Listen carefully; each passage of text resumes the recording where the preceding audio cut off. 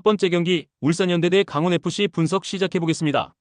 울산은 4-4-2 포메이션을 바탕으로 허율과 라카바를 투톱으로 세우며 이청용이 중원에서 리듬을 조율하는 구조고, 허율은 제공권과 위치 선정이 뛰어나며 라카바는 스피드와 침투 능력이 뛰어나 상대 뒷공간을 집요하게 공략할 수 있고, 이청용은 전방 패스의 정확성과 탈압박 능력 모두 뛰어나며 중원에서의 연결 플레이와 흐름 조절에 강점을 보인다.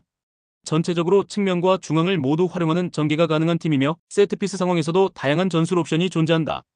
강원은 동일하게 4-4-2 포메이션을 가동하고 있으나 이상원과 최병찬의 투톱 조합이 마무리에서의 완성도에 일관성이 부족하며, 김경민은 볼 배급과 탈압박은 가능한 자원이지만 강한 압박에 흔들리는 경향이 있고, 수비라인은 중원과의 간격 유지에서 반복적으로 약점을 노출하고 있으며 특히 후반으로 갈수록 실점률이 급격히 상승하고 있고, 전체적으로 공격 템포와 수비 커버 범위 모두에서 안정성이 떨어지는 모습이 반복되고 있다.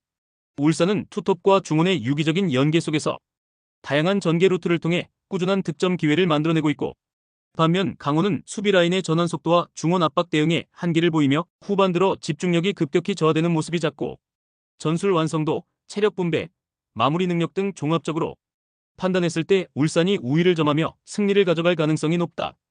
두 번째 경기 인천 유나이티드 대 천안 시티즌 분석 시작해보겠습니다.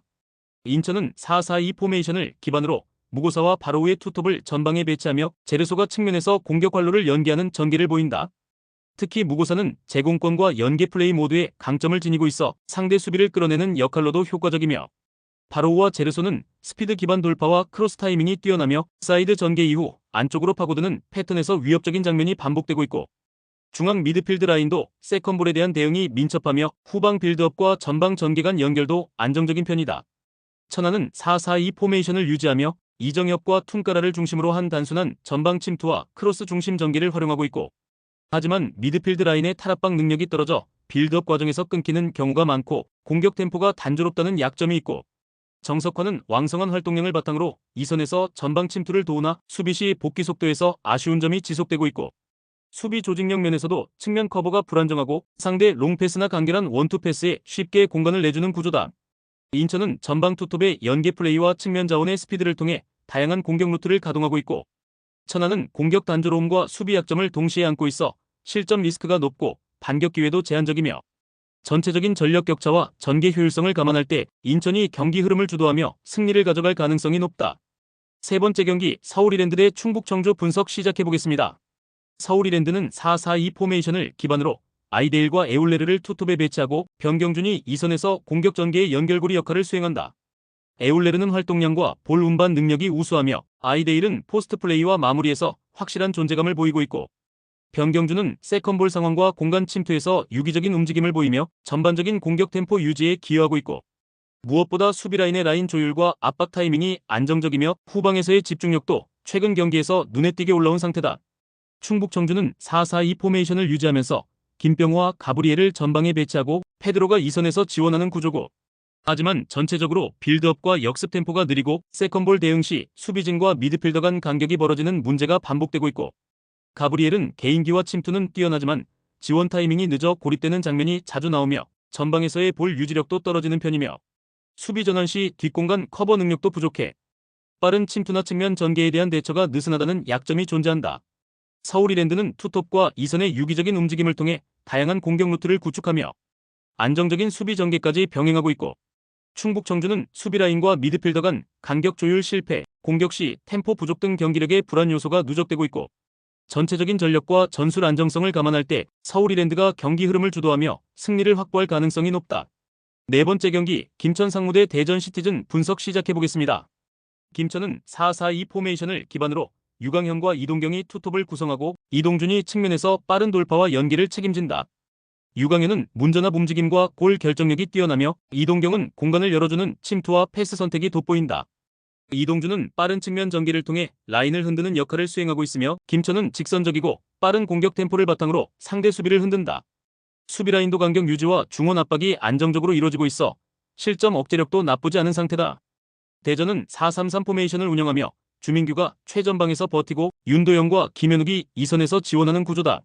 하지만 주민규는 제공권에는 강하나 기동력이 떨어지는 단점이 있고, 김현욱과 윤도영도 침투보다는 볼 소유에 비중을 두는 스타일이며 전체적으로 템포가 느리고 빌드업 속도가 빠르지 않아 역습에 취약한 구조이며 측면 커버 역시 느슨해지는 경우가 많고, 중원은 볼 배급 능력은 있지만 압박이 강할 경우 탈압박에 어려움을 겪고 있다. 김천은 직선적 전개와 빠른 전방 움직임, 그리고 공간 활용 능력을 바탕으로 상대 수비를 지속적으로 흔드는 흐름을 유지하고 있고, 반면 대전은 느린 템포와 전개 완성도 부족으로 인해 김천의 빠른 압박과 침투에 대응이 쉽지 않은 상황이며, 전체적인 전력 균형과 흐름을 감안할 때 김천이 승점을 가져갈 가능성이 매우 높다. 다섯 번째 경기, FC 안양 대 수원FC 분석 시작해보겠습니다. FC 안양은 4-4-2 포메이션을 기반으로 마테우스와 모따가 투톱을 구성하고 강지훈이 측면에서 전개를 보조하는 구조고, 마테우스는 제공권과 포스트 플레이에 강점이 있지만 이선 지원이 원활하지 않으면 고립되는 장면이 많고, 중원 압박 강도가 높지 않아 전진 패스를 쉽게 허용하며 수비 전환 시 미드필더와 수비라인 간격 유지에 어려움이 있고, 특히 좌우 풀백이 올라간 이후에 뒷공간 커버가 느슨해지는 모습이 반복되며 후반 집중력 저하도 빈번하다. 수원FC는 4-2-3-1 포메이션을 기반으로 사박을 원톱으로 루안과 안데르손이 이선에서 활발한 움직임을 보여주는 전개를 활용한다. 루안은 빠른 침투와 컷신 능력이 뛰어나고, 안데르손은 순간적 방향 전환과 짧은 패스로 기회를 만들어내는 데 능하며, 사박은 제공권보다는 연계 플레이에 특화되어 있으며 이선 자원의 전진성 있는 움직임과 시너지 효과를 발휘하고 있고, 전체적으로 짧고 빠른 패스와 유기적인 침투를 바탕으로 상대 수비 간격을 무너뜨리는 구조를 유지하고 있다. FC 안양은 홈이지만 수비 간격 유지 실패와 후반 체력 저하로 인해 라인을 정비하지 못하는 모습이 반복되고 있고, 반면 수원FC는 이선 중심의 침투와 전개 효율이 뛰어나며 공격 템포 또한 꾸준하게 유지되고 있고, 전체적인 전력 구도와 후반 대응력을 고려할 때 수원FC가 실전에서 확실한 우세를 점할 가능성이 높다. 여섯 번째 경기, 수원 삼성 대 화성FC 분석 시작해보겠습니다.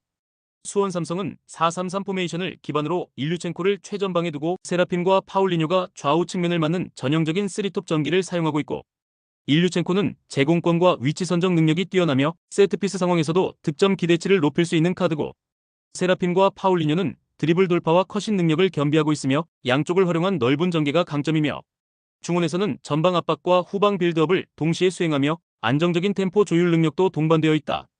화성FC는 수원과 동일한 4-3-3 포메이션을 사용하고 있으나 도미닉 리마 보이노비치 조합의 유기성에서 다소 기복이 있는 편이며, 특히 수비 전환 속도와 압박 유지에서 약점이 있으며 중원에서 볼을 잃었을 때 뒷공간 커버가 느슨하게 열리는 장면이 잦고, 보이노비치의 개인기와 탈압박 능력은 위협적이지만 연계 플레이나 크로스 정확도에서는 기복이 있고, 도미닉 역시 고립되는 빈도가 많고, 최근 일정에서 실점 대부분이 후반 집중력 저하와 사이드 수비의 크로스 대응 실패에서 발생하고 있다.